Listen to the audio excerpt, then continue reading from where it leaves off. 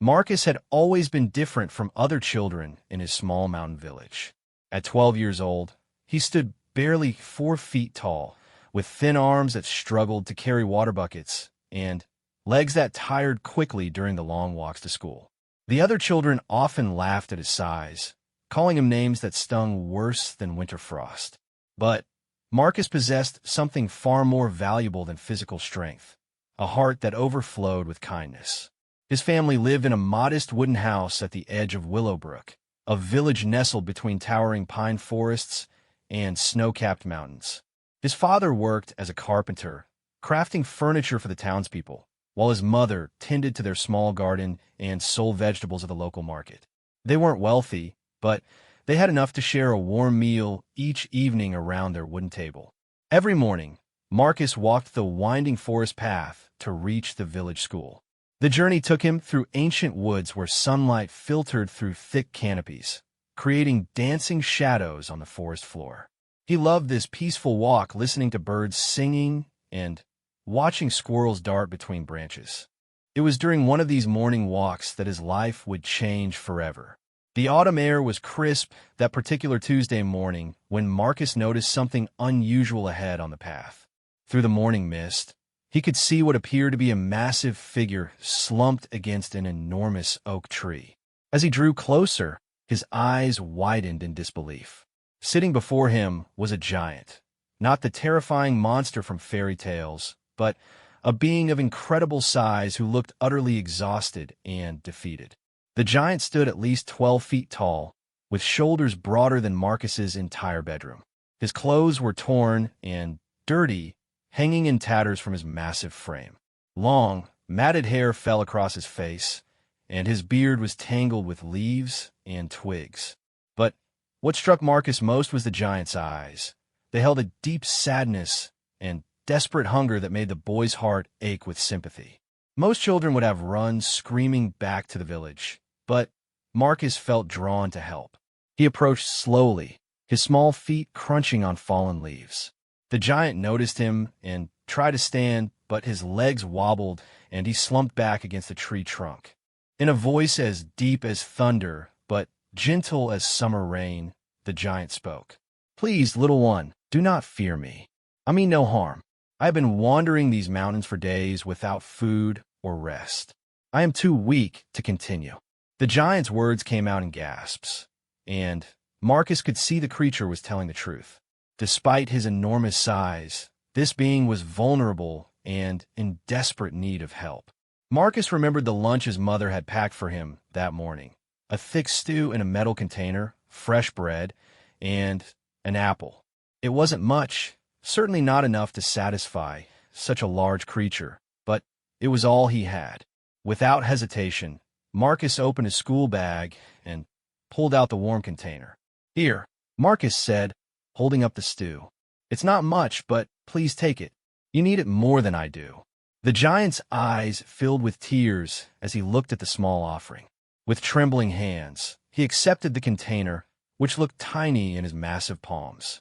The giant consumed the stew in just a few swallows, but the nourishment seemed to give him new strength. Color returned to his pale cheeks, and his breathing became steadier. He handed the empty container back to Marcus with profound gratitude shining in his ancient eyes. "Young one, you have shown me kindness when the world has shown me only fear and hatred. Most humans run from my kind, throwing stones and shouting curses. But you offer me your own meal without asking for anything in return. What is your name?" "Marcus," the boy replied simply. "What's yours?" "I am Thorin," the giant said, his voice stronger now. "I have roamed these lands for many years, searching for a place where I might live in peace. Your generosity has touched my heart in ways you cannot understand. I will not forget this act of kindness." Marcus glanced at the sun climbing higher in the sky and realized he would be late for school. But somehow, that didn't seem important anymore. He had just met a real giant, and despite what all the stories said, this creature was gentle and grateful. As he prepared to continue his journey to school, Thorn spoke again. "Marcus, I must warn you, dark times are coming to your village. I have seen signs in the wilderness that trouble me greatly. But know this, your kindness today will not go unrewarded. When the time comes, I will remember what you have done for me." The giant's words sent a chill down Marcus's spine, but he nodded bravely. After saying goodbye to Thorin, he continued down the forest path toward school, his mind spinning with questions about what the giant had meant. Behind him, Thorin watched the small figure disappear into the morning mist, a determined expression crossing his weathered features. That evening at dinner, Marcus considered telling his parents about his encounter with the giant, but he worried they wouldn't believe him. Instead, he quietly ate his meal, thinking about Thorin's warning and wondering what dangers might be approaching their peaceful village. Outside their window, storm clouds gathered on the horizon, and Marcus couldn't shake the feeling that everything was about to change. Little did he know that his simple act of sharing a bowl of stew would soon set in motion events that would transform not only his own life, but the fate of his entire village. The kindness he had shown to a starving giant would ripple outward like stones thrown into still water, creating waves that would reach far beyond anything a 12-year-old boy could imagine. 3 days passed after Marcus's encounter with Thorin, and life in Willowbrook continued as usual. The boy went to school each morning, walking the same forest path where he had met the giant, but Thorin was nowhere to be seen. Marcus began to wonder if the entire experience had been a vivid dream, until strange reports started reaching the village. Old Henrik, the village tracker and hunter, returned from a scouting expedition with troubling news. He burst into the village square during the afternoon market, his weathered face pale with worry and his hunting gear covered in mud from hard travel. "Bandits," Henrik announced to the gathering crowd. A large group of them, maybe 40 or 50 strong, moving through the northern passes. They're well-armed and organized, not like the usual desperate thieves we sometimes see. These men are soldiers, probably deserters from the king's army, and they're heading this way. The villagers murmured nervously among themselves.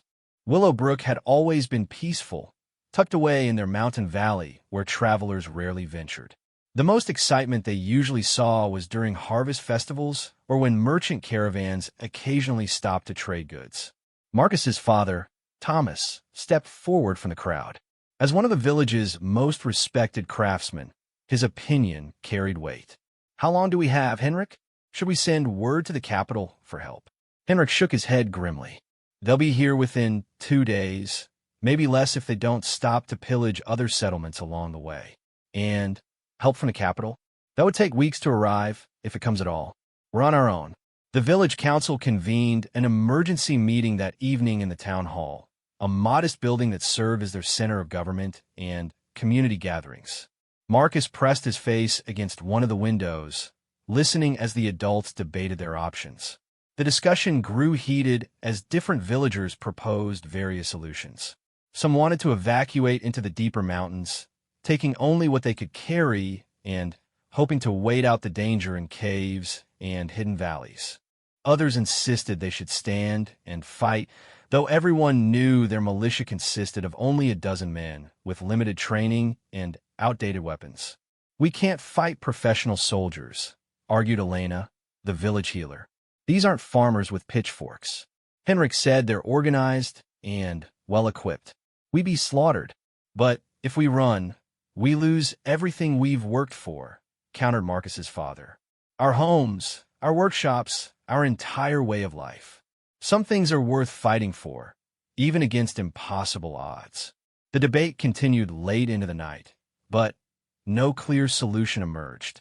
The villagers were trapped between impossible choices: flee and lose everything they had built, or stay and face almost certain death. As Marcus finally crept home to bed, he couldn't stop thinking about Thorin's warning. Dark times are coming to your village. The next morning brought confirmation of their worst fears. Henrik had spent the night in the forest, monitoring the bandits' approach, and returned with devastating news. The raiders had attacked and destroyed 2 smaller settlements along their route, leaving nothing but burned buildings and scattered belongings in their wake. They showed no mercy to anyone who opposed them. They'll reach Willow Brook by tomorrow evening, Henrik reported to the gathered villagers. We need to make our decision now. That's when Marcus remembered something important. During his encounter with Thorin, the giant had seemed to know the forest intimately, as if he had been living in these mountains for years. More importantly, Thorin had promised that Marcus's kindness would not go unrewarded. The giant had spoken as if he possessed some kind of power or influence that could help when dark times came. Marcus approached his father after the morning meeting. Papa, I need to tell you something important. 3 days ago, I met someone in the forest who might be able to help us. Thomas looked down at his son with tired eyes. The stress of the impending attack was wearing on everyone, but he could see that Marcus was serious. Who did you meet, son? Taking a deep breath, Marcus told his father everything about his encounter with Thorin. He expected disbelief, perhaps even anger for not mentioning such an important meeting sooner. Instead, his father listened carefully, asking detailed questions about what the giant had said and where the encounter had taken place. You're certain this wasn't a dream, Marcus? You actually spoke with a giant? I'm certain, Papa. He was real, and he was grateful for the stew I gave him. He said dark times were coming and that he would remember my kindness. Maybe he could help us somehow. Thomas considered this carefully. In their desperate situation, even the slimmest hope was worth pursuing. Show me where you met him. If this giant is real and truly wants to help, we need to find him quickly. Father and son set out immediately, following the forest path toward the ancient oak where Marcus had first encountered Thorin. The forest seemed different now, charged with tension as if the very trees could sense the approaching danger. Birds had stopped singing, and even the usual rustling of small animals through the undergrowth was absent. When they reached the massive oak tree, there was no sign of the giant. Marcus felt his heart sink. What if Thorin had moved on, continuing his wandering to some distant land? But as they stood there, a deep voice echoed from somewhere above them. Young Marcus, I have been waiting for you. They looked up to see Thorin sitting on an enormous branch, high in the canopy of the ancient oak. With surprising grace for such a large being, the giant lowered himself to the ground, landing softly despite his massive size. Thomas stepped protectively in front of his son, but Marcus quickly moved around his father. Thorin, this is my father, Thomas. The dark times you warned me about, they're here. Bandits are coming to attack our village tomorrow. Can you help us? The giant's expression grew serious as he listened to Thomas explain the situation in detail. Thorin asked thoughtful questions about the bandits' numbers, their weapons, and their reputation for violence. When Thomas finished his account, the giant was quiet for a long moment, his ancient eyes distant with thought. These men you describe have terrorized many communities throughout these mountains, Thorin finally said. I have watched their progress with growing anger. They destroy without purpose, taking pleasure in causing suffering. Your village does not deserve such a fate, especially when it shelters one who showed kindness to a stranger. But what can we do? Thomas asked. We're just simple village folk. We don't have the strength to fight trained soldiers. Thorin smiled, and for the first time since they had met him, Marcus saw something fierce and powerful flash in the giant's eyes. Perhaps not, but I'm not simple village folk, and I have friends in these mountains, friends who owe me favors and respect the ancient laws of hospitality that your son honored when he shared his meal with me. The giant stood to his full height, towering above the trees around them. Return to your village, Thomas. Prepare your people for what is to come, but do not despair. Tell them that help will arrive when it is most needed. And tell them that the debt of kindness shown to Thorin of the mountain clans will be repaid in full. As father and son made their way back to Willowbrook, Marcus felt a mixture of hope and nervousness. He had done what he could by finding Thorin, but the giant's words were cryptic. What kind of help could one giant provide against 50 armed bandits? And who were these friends he had mentioned? That evening, as the villagers made their final preparations for the attack they expected the following day, Marcus shared what Thorin had told them. Some villagers scoffed at the idea of a giant coming to their rescue, dismissing it as the fantasy of a frightened child. Others, however, had lived long enough to remember the old stories their grandparents told about the ancient inhabitants of these mountains. My grandmother used to say that giants once protected these lands, whispered old Mrs. Abernathy, the village's eldest resident, before the kingdoms of men grew large and drove the old folk into hiding. Perhaps they remember the ancient covenants. As night fell over Willowbrook, the villagers settled into an uneasy sleep, knowing that tomorrow would bring either salvation or destruction. In the mountains above them, however, ancient powers were stirring. Thorin had begun calling in favors that had been owed for centuries, and the mountain itself seemed to respond to his summons. Marcus lay in his bed, clutching the empty stew container that had started this entire chain of events, and wondered what dawn would bring to their peaceful village. The sun rose blood-red over Willowbrook on what the villagers feared might be their last day. Henrik had returned before dawn with news that made everyone's stomach turn with dread. The bandit army was less than 5 miles away, moving steadily toward their village with the confidence of predators who had never been challenged. Marcus woke to the sound of hurried footsteps and hushed conversations outside his window. The entire village was in motion, with families securing their most precious belongings and the militia checking their meager weapons one final time. Despite Thorin's promise of help, many villagers had decided to evacuate their children and elderly to caves high in the mountains. "We can't risk the lives of innocents on the word of a giant," Elena the healer had argued during the emergency council meeting at sunrise. "If this mysterious help doesn't arrive, we need to ensure our children survive to rebuild someday." Marcus's mother, Sarah, packed a small bag with food and warm clothes, preparing to take him to the mountain caves with the other children. But the boy refused to leave. Something deep in his heart told him that he needed to stay, that his presence was somehow connected to the help Thorin had promised. "Please, Mama," Marcus pleaded. "I know Thorin will keep his word. I have to stay and see this through. My kindness to him started all of this. I need to be here when it ends." Sarah looked into her son's determined eyes and saw a maturity that hadn't been there a week ago. After a long moment and a meaningful glance at her husband, she nodded. "Very well, but you stay close to us at all times, do you understand?" By midday, the villagers could see smoke rising from the forest to the north. The bandits were burning everything in their path as they approached. The village militia, all 12 men armed with hunting bows, old swords, and wooden clubs, took defensive positions around Willowbrook's perimeter. Everyone knew these brave villagers wouldn't be able to hold back a professional army for more than a few minutes. Thomas stood with his son on the steps of their house, watching the horizon for any sign of approaching danger. "Marcus, I want you to know that regardless of what happens today, I'm proud of the compassion you showed to that giant. Even if help doesn't come, you acted with honor and kindness. That's what matters most. Help will come, Papa," Marcus replied with quiet confidence. "I know it will."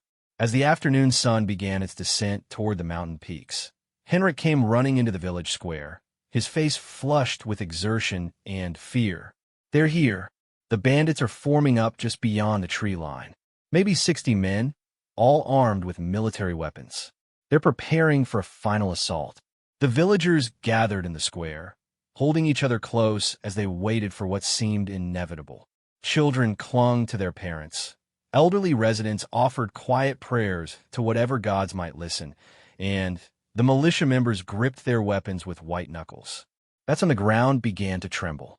At first, it was barely noticeable, a subtle vibration that might have been mistaken for distant thunder. But the trembling grew stronger, rhythmic, like the footsteps of something enormous approaching through the forest. The bandits, positioned at the forest edge, began to shift nervously as trees started swaying without any wind. Marcus felt his heart racing with excitement rather than fear. "It's Thorin," he whispered. "He's coming." The sound grew louder, joined by other noises that made the hardened bandits look around in confusion. There were deep, resonant calls that seemed to come from the mountains themselves, followed by the crash of falling trees and the rumble of moving stone. Whatever was approaching was not alone. Then, through the line of pine trees at the forest edge, Thorin emerged. The giant looked different than he had 3 days earlier. Gone was the exhausted, starving creature who had slumped against the oak tree. This was Thorin in his full power and majesty, standing 15 feet tall with shoulders that could have supported the sky. His matted hair had been braided with colorful feathers and polished stones, and he wore armor crafted from what appeared to be dragon scales that caught the sunlight like mirrors. In his massive hands, Thorin carried a war hammer that was larger than most trees, its head carved from black mountain stone and etched with ancient symbols that seemed to glow with their own inner light. But most impressive of all was his expression. The gentle sadness Marcus remembered had been replaced by the fierce determination of a warrior king. The bandits, who had terrorized countless villages without ever facing real opposition, suddenly found themselves paralyzed with fear. Their leader, a scarred man named Blackwood who had never retreated from any battle, felt his sword hand trembling as he stared up at the approaching giant. But Thorin was not alone. Following him through the forest came creatures that most of the villagers had only heard about in ancient legends. 3 more giants, each as tall and powerful as Thorin, emerged from behind the trees. One carried a massive bow strung with what looked like ship's rope, while another bore a sword that gleamed like silver lightning. The third giant carried no weapons at all, but his hands crackled with blue energy that made the air itself hum with power. Behind the giants came other ancient inhabitants of the mountains, beings that had hidden from human sight for generations. A pack of dire wolves, each as large as a horse, padded silently through the undergrowth with eyes like burning coals. Overhead, the shadows of massive eagles circled, their wingspans broader than a house, and their cries echoing off the mountain walls. Even the forest itself seemed to be alive and angry. Vines and branches reached toward the bandits with grasping tendrils, while the very ground beneath their feet began to shift and buckle. Ancient tree spirits, roused from centuries of slumber, creaked and groaned as they prepared to defend their domain. Thorin strode forward until he stood between the bandit army and the village of Willowbrook. When he spoke, his voice carried across the valley like rolling thunder, reaching every ear for miles around.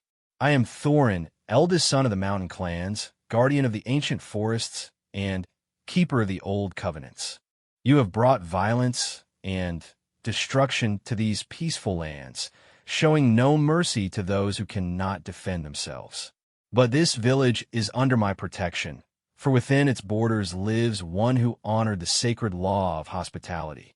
The giant's eyes found Marcus in the crowd of villagers, and, for just a moment, the fierce warrior smiled with the same gentle warmth the boy remembered from their first meeting. You face me now, and, through me, you face the wrath of the mountains themselves. I offer you this single chance. Depart these lands immediately and never return, or face the consequences of your choices. Blackwood, the bandit leader, knew that his reputation depended on never backing down from a fight. Despite the terror that gripped his heart, he raised his sword and shouted to his men, "It's just one giant and some forest animals. We outnumber them. Attack!" But as the bandits charged forward with desperate courage, they quickly learned that numbers meant nothing against the ancient powers of the mountains. Thorin's war hammer swept through their ranks like a scythe through grain, while his giant companions moved with surprising speed and grace. The dire wolves flanked the bandits with coordinated precision, and the great eagles dove from above like feathered lightning bolts. The battle was over in minutes. Most of the bandits, seeing their comrades fall before forces beyond their comprehension, threw down their weapons and fled into the wilderness. Those who tried to continue fighting found themselves entangled by animated vines or knocked unconscious by precisely placed blows from giant fists. Not a single bandit was killed. The mountain guardians had no desire for unnecessary bloodshed, but their army was completely scattered to the winds.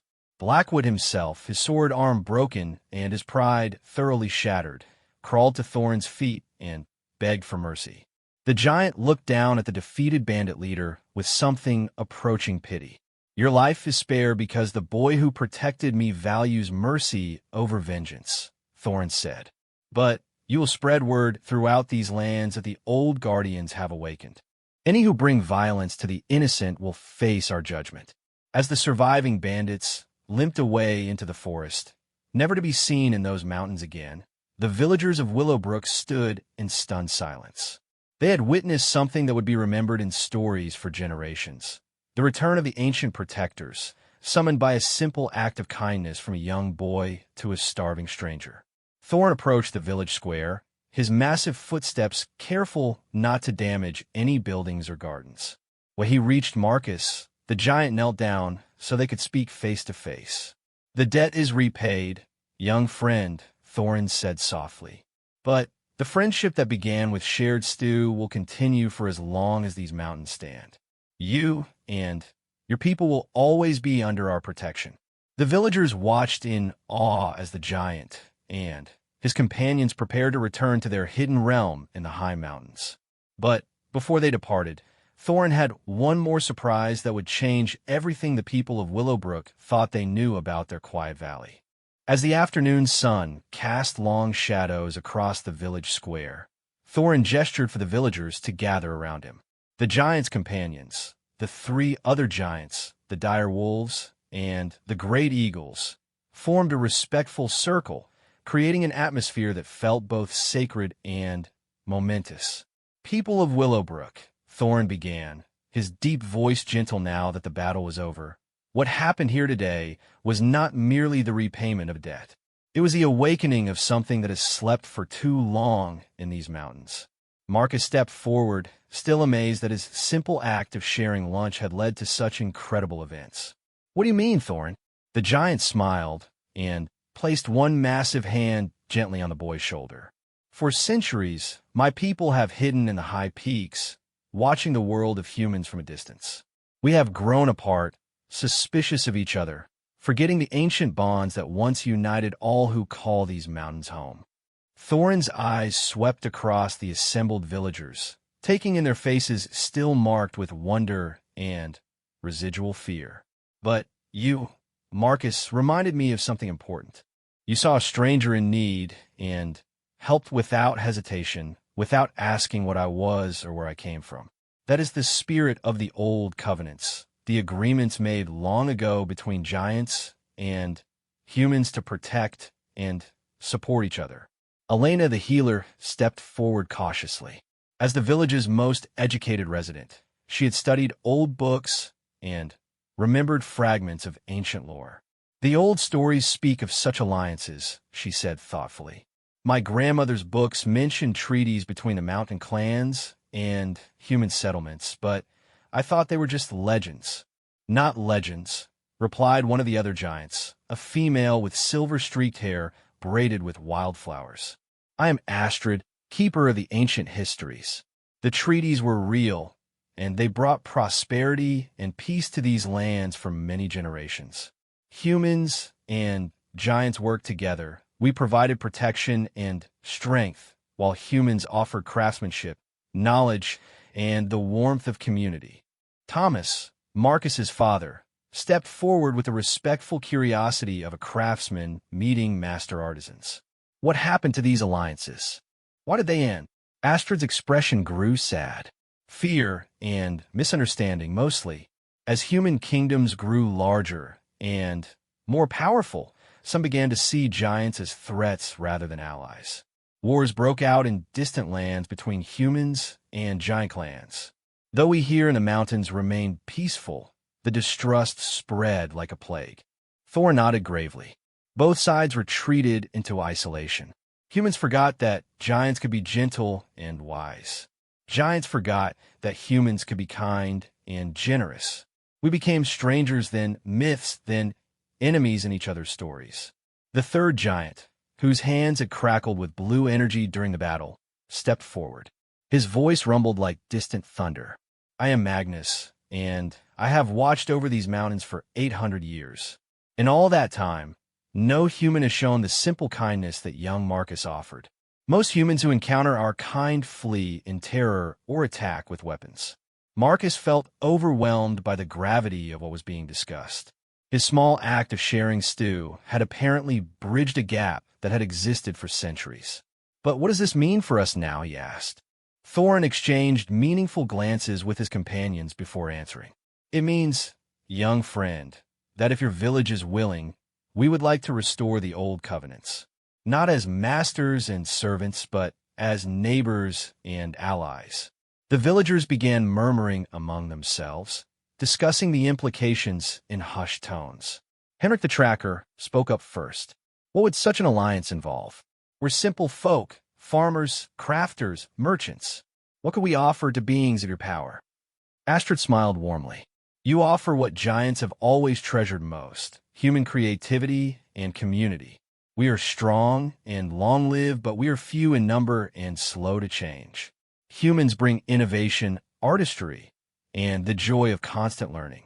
In the old days, human and giant children played together, learning from each other's perspectives." Magnus added, "And in practical terms, we offer protection not just from bandits, but from natural disasters. When avalanches threaten, we can turn them aside. When forest fires rage, we can create fire breaks. When harsh winters bring famine, we know hidden valleys where food grows year-round." The fourth giant, who had remained silent until now, finally spoke. He was younger than the others, with kind eyes that reminded Marcus of his own father. "I am Eric, and I was just a child when the last human-giant friendship ended in these mountains. I have always wondered what it would be like to have human friends again, to share in the festivals and celebrations that make your communities so vibrant." Old Mrs. Abernathy, the village's eldest resident, stepped forward with the aid of her walking stick. "Young man," she addressed Marcus with a trembling but determined voice, "you've done something remarkable here. But this decision affects our entire community. We need time to discuss this properly." Thorin nodded respectfully. "Of course, honored elder. Such decisions should not be made hastily. We will return to our mountain halls and wait for your answer. Take whatever time you need." But before the giants could depart, Marcus had another question. "Thorin, you said I showed you kindness when others had shown fear and hatred. But surely other humans have been kind to giants over the centuries." The giant's expression grew thoughtful and somewhat sad. "A few, young Marcus. But kindness offered out of fear or hope for reward is different from kindness offered freely, without expectation. You fed a starving stranger, not knowing what I was or what I might do for you in return. That is true compassion, the foundation upon which all genuine friendship must be built." As the giants prepared to leave, Eric approached Marcus's family directly. "Thomas, your son's carpenter skills are renowned throughout the village. In the old days, giant and human craftsmen worked together to create wonders that neither could achieve alone. Would you allow me to visit your workshop sometime? I have been carving wood for centuries, but I have never learned the fine techniques of human joinery." Thomas was speechless for a moment, then broke into a wide grin. "I would be honored to share my knowledge with you, Eric, and perhaps you could teach me some of your carving techniques in return." "I would like that very much," Eric replied, his face lighting up with genuine joy. As the sun began to set, the giants and their companions prepared to return to the high mountains. But before departing, Thorin had one final gesture of friendship. He reached into a pouch at his belt and withdrew what appeared to be a small stone pendant on a leather cord. "This is for you, Marcus," Thorin said, placing the pendant around the boy's neck. "It is carved from mountain heartstone and blessed by the eldest of our shamans. If you or your village ever face danger beyond your ability to handle, hold this stone and call my name. Wherever I am in these mountains, I will hear you and come to help." The stone felt warm against Marcus's chest, and he could swear he felt a subtle pulse from within it, like a second heartbeat keeping time with his own.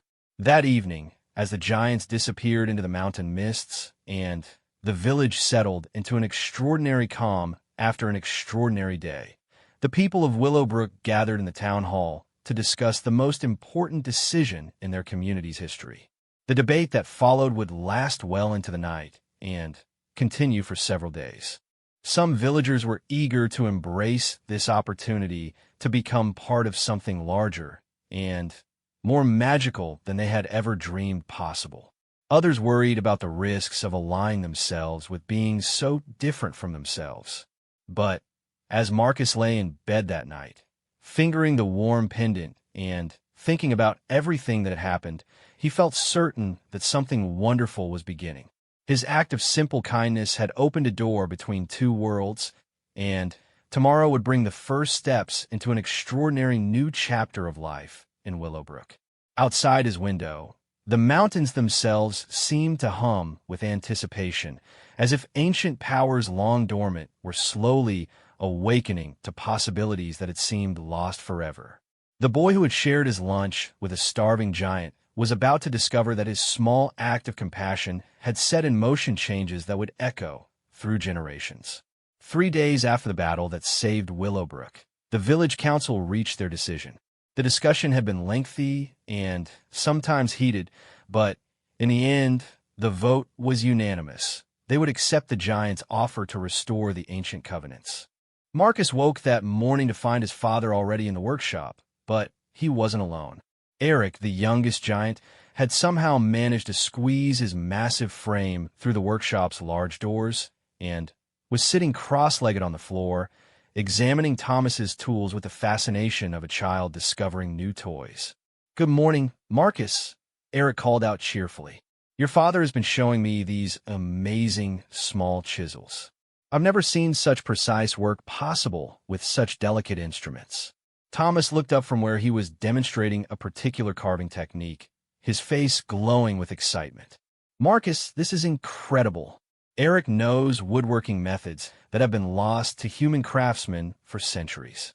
He's been teaching me how to bend wood into shapes I never thought possible. As if summoned by the sounds of laughter and conversation, other villagers began gathering outside the workshop. Word had spread quickly that one of the giants had returned for a friendly visit, and curiosity overcame any lingering fear. Elena the healer arrived, carrying an armload of medical texts. "Eric," she called out, "I was hoping you might look at these. Some of them mention giant healing methods, but the descriptions are incomplete. Could you help fill in the gaps?" Before long, the workshop had become an impromptu gathering place where human and giant knowledge mingled freely. Eric shared stories of mountain herbs that could heal injuries in hours rather than days, while the villagers taught him about human innovations in farming, cooking, and crafts that could benefit giant communities. Around midday, Thorin arrived with news that would transform the village yet again. Unlike his previous appearances, he came openly down the main road, walking carefully to avoid damaging anything with his enormous stride. Children who had hidden in terror just days before now ran alongside him, laughing and calling out greetings. "People of Willowbrook," Thorin announced as the villagers gathered in the square, "the clan elders have made a decision. If you're truly willing to renew the ancient bonds between our peoples, we offer you a gift that has not been given to humans for over 400 years. Marcus felt the pendant around his neck grow warm as Thorin continued speaking. "We offer to teach you the location of Skyfall Valley, a hidden refuge high in the mountains where our ancestors built the first settlements between giants and humans. The valley is protected by ancient magic and natural barriers. No army could ever reach it. No storm could ever threaten it. It is a place where both our peoples could live and work together in perfect safety." The villagers murmured in amazement. A hidden valley sounded like something from their oldest fairy tales, but after everything they had witnessed, even the most skeptical among them were ready to believe in wonders. Mrs. Abernathy stepped forward, leaning heavily on her walking stick. "Thorin, such a gift is beyond generous. But Willowbrook is our home. Our families have lived here for generations. The idea of abandoning it—" "You would not abandon it," Astrid interrupted as she appeared beside Thorin, her silver hair catching the sunlight. "The valley would be a second home, a place of refuge when needed and cooperation always. You could live in both places, traveling between them as needs and seasons dictate. Magnus emerged from behind a house where he had been careful not to be seen approaching. The path to Skyfall Valley has been hidden for centuries, but we remember the way. It is a 3-day journey for humans, following secret trails through hidden passages in the mountains. Marcus found himself stepping forward without conscious thought. When could we see this valley? Thorin smiled down at the boy who had started this entire adventure. Tomorrow, if you wish. We propose that a small group from your village accompany us to see Skyfall Valley with their own eyes. If they approve of what they find, then we can begin planning how both our communities might benefit from renewed friendship. The village council quickly selected a delegation of 5 people to make the journey. Marcus and his father Thomas, Elena the healer, Henrik the tracker, and surprisingly, old Mrs. Abernathy, who insisted that someone with knowledge of the oldest traditions should witness this historic moment. The next morning, the delegation set out with their giant guides, following paths that seemed to appear and disappear as if the mountains themselves were revealing long-hidden secrets. The journey took them through landscapes of breathtaking beauty, past waterfalls that sang with their own music, through groves of ancient trees whose branches formed natural cathedrals, and across meadows where wildflowers grew in patterns too perfect to be natural. On the second day, they encountered other giants who had emerged from hidden communities to witness this unprecedented event. Word had spread throughout the mountain clans that humans were returning to the high places, and many giants had not seen humans up close for decades. What struck Marcus most was how varied the giants were. Some, like Thorin, were warriors and protectors. Others were clearly scholars and artists, their clothes decorated with intricate patterns and their hands stained with pigments from mountain minerals. Still others appeared to be farmers and crafters, not so different from the people of Willowbrook, except for their enormous size. The children were especially curious. Young giants, some no taller than adult humans, peered out from behind their parents with the same mixture of excitement and shyness that human children might show when meeting strangers. Marcus found himself thinking that friendship between the two peoples might be easier than anyone had imagined. On the afternoon of the third day, they crested a ridge and looked down into Skyfall Valley for the first time. The sight took their breath away. The valley was perhaps 3 miles across, surrounded by towering peaks that formed a natural fortress against the outside world. A river ran through its center, fed by a waterfall that tumbled from cliffs so high that the water turned to mist before reaching the valley floor. Hence the name Skyfall. But what truly amazed the human visitors were the structures scattered throughout the valley. Ancient buildings, some clearly built by human hands, and others obviously giant-crafted, stood side by side in perfect harmony. The architecture blended human artistic sensibilities with giant engineering prowess, creating structures that were both beautiful and impossibly strong. Gardens and orchards filled the spaces between buildings, tended by what appeared to be families that included both giants and humans. As impossible as it seemed, there were actually people living here, descendants of the last human giant communities that had survived in this hidden refuge. "There are humans here," Elena whispered in amazement. "How is that possible?" Astrid smiled proudly. "A few families chose to remain when the Great Separation began centuries ago. Their descendants have lived here ever since, working alongside our people to maintain this sanctuary. They have preserved many of the old ways that were lost to the outside world. As their group descended into the valley, they were greeted by a welcoming committee that defied everything they thought they knew about the world. Giant and human children played together in the streets, their size differences seeming irrelevant as they chased each other in games of tag. Adults of both species worked side by side in workshops and gardens, their different skills complementing each other perfectly. An elderly human woman approached them, her eyes bright with intelligence and her manner suggesting someone accustomed to authority. "Welcome to Skyfall Valley," she said warmly. "I am Margaret, current speaker for the human families here. We've been hoping for this day for many years. Henrik the Tracker stared around in wonder. How many people live here? Perhaps 200 humans and 50 giants, Margaret replied. We are not a large community, but we are a close one. Every child here grows up bilingual, speaking both human languages and the ancient giant tongue. Every adult learns skills from both traditions. Over the following 2 days, the Willowbrook delegation explored every corner of Skyfall Valley.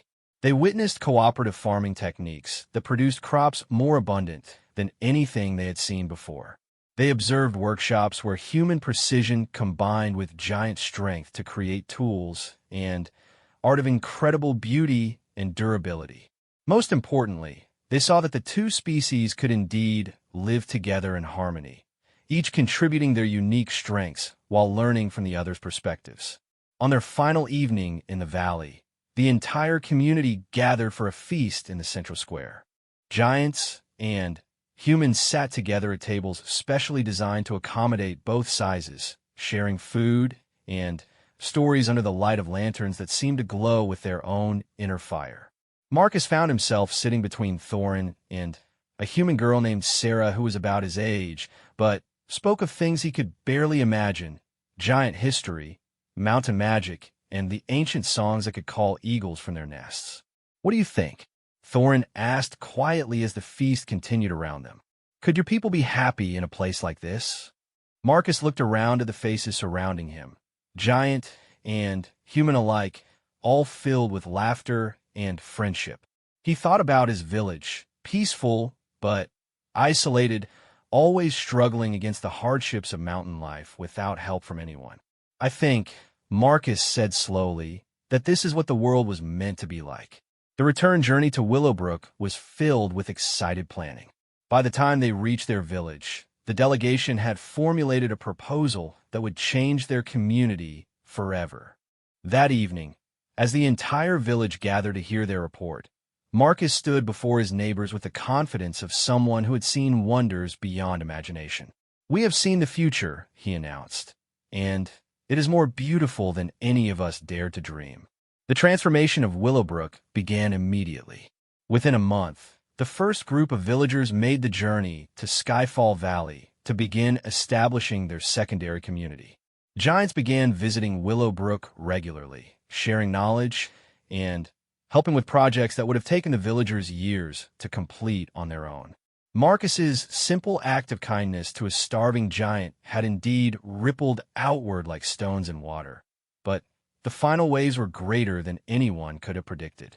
Two isolated communities had become one thriving alliance, and the ancient bonds between giants and humans had been not just restored, but made stronger than ever before.